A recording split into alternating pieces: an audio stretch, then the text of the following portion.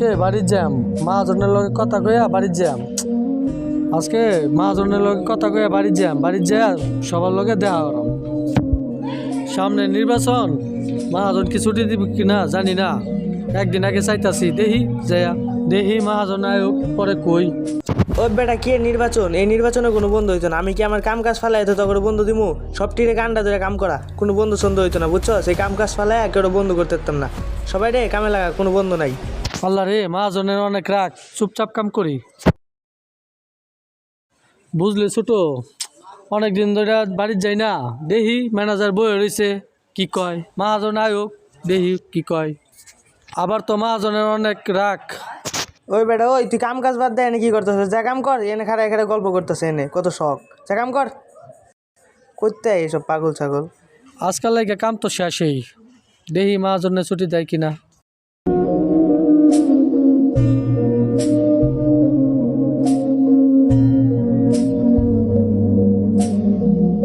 যাই, আজকাল লাগে কাজটা শেষ। ওই যে মহাজন বয়ে রয়েছে, যাই ছুটিটা চাই গিয়া।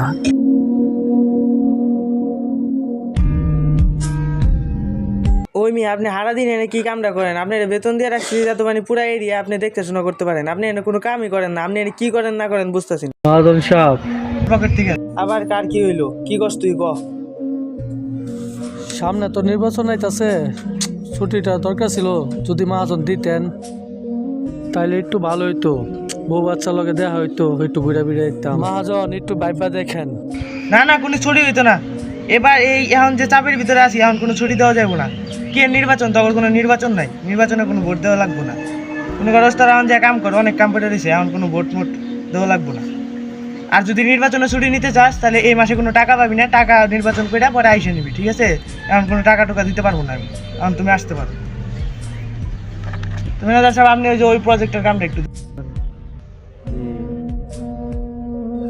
মহাজনের কাছে গেলাম, মহাজন তো ছুটি দিল না। কইছিলাম বউ ফুলাপাল লইয়া বাইর যাইম, আহারে যাইতালাম না। এমনও তো হতে পারতো আমার একটা ভোটের কারণে আমি যে প্রার্থীরে ভোট দিতাম সে জিততে পারতো।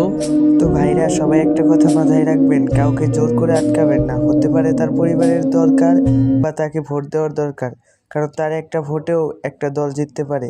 কেউ এভাবে কাউকে আটকে রাখবেন না। ধন্যবাদ, আর ভিডিওটা শেয়ার করে দিন।